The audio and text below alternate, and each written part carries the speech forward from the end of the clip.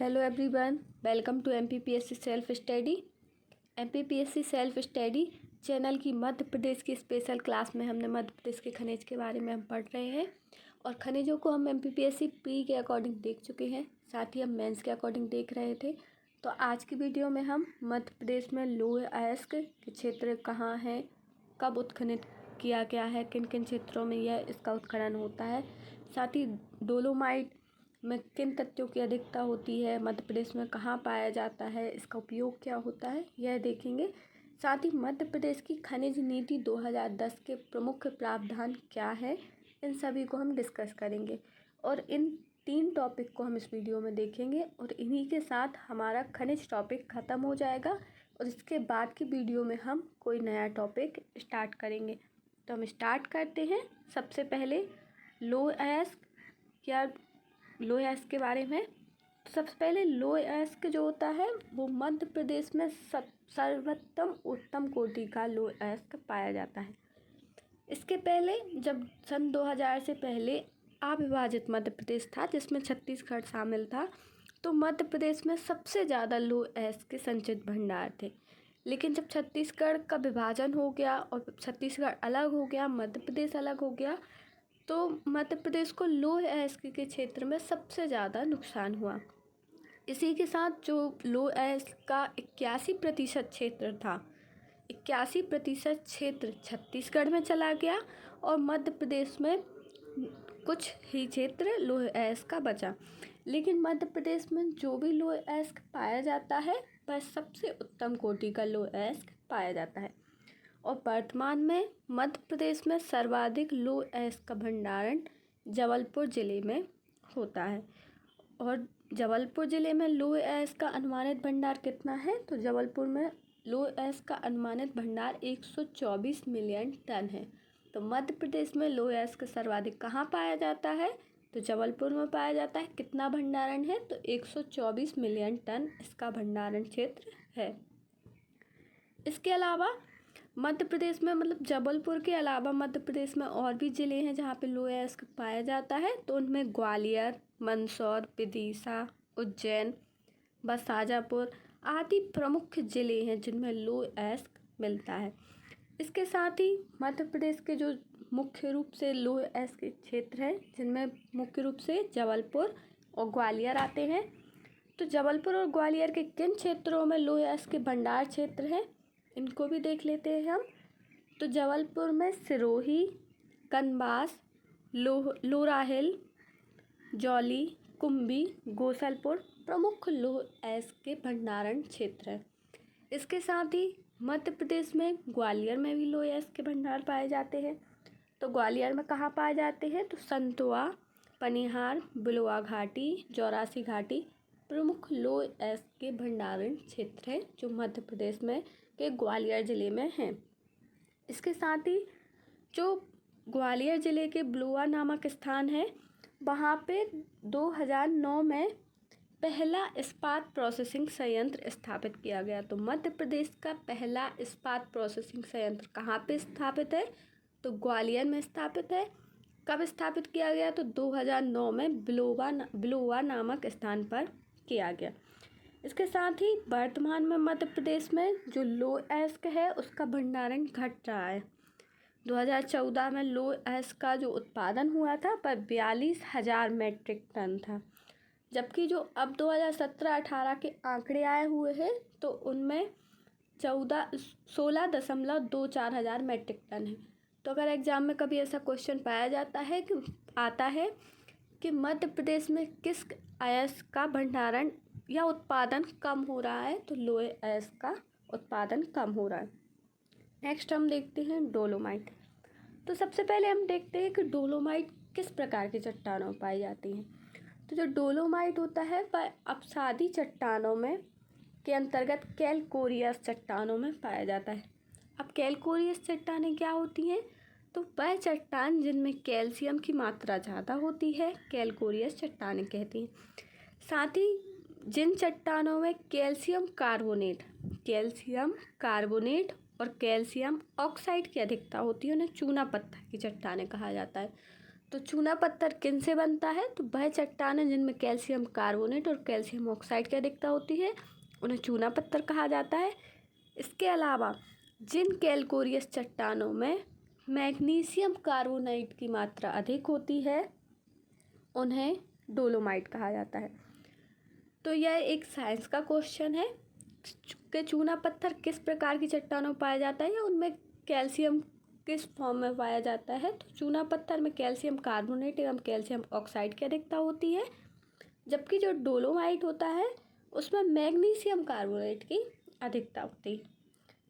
इसके अलावा मध्य प्रदेश में डोलोमाइट जो है वो बिखरे स्वरूप में पाया जाता है, अर्थात अलग अलग चट्टानों में पाया जाता है, अलग अलग जगह पे पाया जाता है। तो मध्य प्रदेश में डोलोमाइट धारवाड़ युग की चट्टानों में पाया जाता है। इसके अंतर्गत जो धारवाड़ युग की चट्टानें हैं उनके अंतर्गत बालाघाट में चिल्पी सीरीज में पाया जाता है, तो छिंदवाड़ा में सौसर सीरीज में डोलोमाइट पाया जाता है। तो इसके साथ 2 क्वेश्चन कंप्लीट हुए कि बालाघाट में कौन सी सीरीज पाई जाती है, तो चिल्पी सीरीज, और छिंदवाड़ा में सौसर सीरीज। और इन चिल्पी और सौसर सीरीज में कौन सा खनिज पाया जाता है, तो डोलोमाइट पाया जाता है। इसके अलावा मध्य प्रदेश में डोलोमाइट के कुछ और भी क्षेत्र हैं, और वह क्षेत्र कौन कौन से हैं। तो मध्य प्रदेश में जबलपुर ज़िले में सतना, सीधी, झाबुआ, इसके अलावा ग्वालियर एवं देवास में भी डोलोमाइट पाया जाता है। जो झाबुआ में डोलोमाइट पाया जाता है वहाँ मध्य प्रदेश में सर्वाधिक या उत्खनन या उत्पादन क्षेत्र डोलोमाइट का झाबुआ में ही होता है, या सर्वाधिक डोलोमाइट झाबुआ ज़िले में मिलता है। इसके अलावा जो देवास है, तो 2018 में देवास के दक्षिणी भाग में डोलोमाइट के भंडार क्षेत्र मिले हैं। तो हाल ही में डोलोमाइट का एक अन्य भंडारण क्षेत्र कहाँ पे मिला है, तो देवास में मिला है। इसके अलावा जो मध्य प्रदेश में डोलोमाइट है उसका अनुमानित भंडार कितना है, तो 86 लाख टन इसका अनुमानित भंडार है। अब डोलोमाइट के उपयोग क्या क्या है। डोलोमाइट का उपयोग इस्पात उद्योग में, सीमेंट उद्योग में एवं रबर उद्योग में किया जाता है। इसके साथ ही 2017-18 में डोलोमाइट का उत्पादन 6.53 हज़ार टन हुआ है। इस प्रकार से यह मध्य प्रदेश में लोह अयस्क एवं डोलोमाइट के भंडारण थे। इसके पहले की वीडियो में हमने हीरा उत्खनन क्षेत्र, भंडारण क्षेत्र, कोयला, चूना पत्थर, डोलोमाइट, बॉक्साइट, साथ ही लोह अयस्क, ताम्र अयस्क आदि सभी मध्य प्रदेश में जितने खनिज पाए जाते हैं उनके अकॉर्डिंग हम उनको हमने MPPSC मेंस के अकॉर्डिंग देख लिया है। अब हम मध्य प्रदेश के खनिजों के लास्ट टॉपिक के रूप में मध्य प्रदेश की खनिज नीति 2010 को पढ़ेंगे। तो हम मध्य प्रदेश की खनिज नीति देखते हैं। तो सबसे पहले हम इसका संक्षिप्त परिचय देख लेते हैं। तो मध्य प्रदेश में खनिज के भंडारण व उत्पादन के वैज्ञानिक प्रबंधन हेतु 19 जनवरी 1962 को मध्य प्रदेश राज्य खनिज विकास निगम की स्थापना की गई। तो मध्य प्रदेश राज्य खनिज विकास निगम की स्थापना कब की गई, तो 19 जनवरी 1962 को की गई। मुख्यालय कहाँ है, तो इसका मुख्यालय भोपाल में है। साथ ही इसके बाद इस विकास निगम बनने के बाद मध्य प्रदेश में खनिज के उत्खनन को लेकर उसको व्यवस्थित स्वरूप प्रदान करने हेतु मध्य प्रदेश की पहली खनिज नीति 1995 में आई। तो मध्य प्रदेश की पहली खनिज नीति कब आई, तो 1995 में आई, और इसका जो संशोधित रूप है वह नई खनिज नीति 2010 के रूप में घोषित की गई। अब इस नई खनिज नीति के प्रावधान क्या हैं, इनको हम देख लेते हैं। तो सबसे पहले नए खनिजों की खोज एवं भंडारण का पता लगाने के लिए अत्यधिक आधुनिक तकनीक का प्रयोग किया जाएगा। साथ ही इसमें निजी सहभागिता को सुनिश्चित किया जाएगा। इसका तात्पर्य है कि जो भी नए खनिजों की खोज या भंडारण होगा उन्हें आधुनिक मशीनों के द्वारा खोजा जाएगा, उनका भंडारण किया जाएगा, पता लगाया जाएगा। इसके अलावा इस क्षेत्र में सरकारी तौर पर जो कार्य होता है उसके अलावा इसमें निजी भागीदारी को भी सुनिश्चित किया जाएगा। नेक्स्ट, खनिजों का उत्खनन करते समय पर्यावरण एवं पारिस्थितिकी परिस्थितियों को ध्यान में रखा जाएगा, क्योंकि मानव अपने फायदे के लिए पर्यावरण को नुकसान पहुंचाता जा रहा है। इसलिए इस नीति में प्रावधान किया गया है कि खनिजों का उत्खनन करते टाइम या समय पर्यावरण और पारिस्थितिकी का विशेष ध्यान रखा जाएगा। साथ ही जो बहुमूल्य धातु की खोज है उसे प्राथमिकता दी जाएगी, अर्थात मध्य प्रदेश में जो सबसे बहुमूल्य खनिज पाए जाते हैं उन्हें अधिक प्रायोरिटी दी जाएगी, उन्हें पहले उत्खनन किया जाएगा। इस प्रकार से यह इसके प्रावधान है।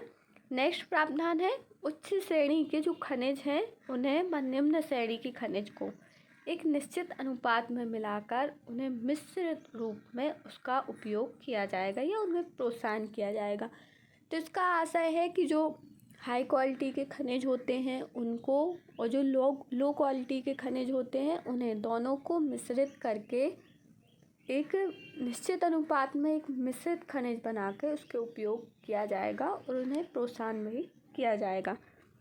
नेक्स्ट है, खनिजों के अवैध उत्खनन पर रोक लगाई जाएगी। साथ ही अवैध उत्खनन व परिवहन को रोकने हेतु विभिन्न विभागों में समन्वय किया जाएगा। इसके अलावा इससे संबंधित कानून को और अधिक कठोर बनाया जाएगा। कानून को कठोर इसलिए बनाया जाएगा कि इससे जो खनिजों का अवैध उत्खनन एवं परिवहन होता है उसे रोका जा सके। नेक्स्ट देखते हैं हम, तो खनिजों के परिवहन के लिए ई परमिट व्यवस्था पर ध्यान दिया जाएगा और इस पर ध्यान इसलिए देने के साथ साथ इसमें एक आवेदन संबंधी प्रक्रिया को भी किया जाएगा और साथ ही इसमें इसको अधिक पारदर्शी बनाया जाएगा। तो आवेदन संबंधी प्रक्रिया मतलब, तो इसमें जो ई परमिट व्यवस्था है उसको आसानी से बनाने के लिए या आसानी से प्राप्त करने के लिए आवेदन की प्रक्रिया को सरल बनाया जाएगा। और जब ई परमिट अर्थात इन्हें कंप्यूटर से जो परमिट प्राप्त किया जाएगा तो इससे इसमें पारदर्शिता भी बनी रहेगी। इस प्रकार से यह मध्य प्रदेश के प्रमुख खनिज थे जिनको हमने डिटेल में देख लिया है।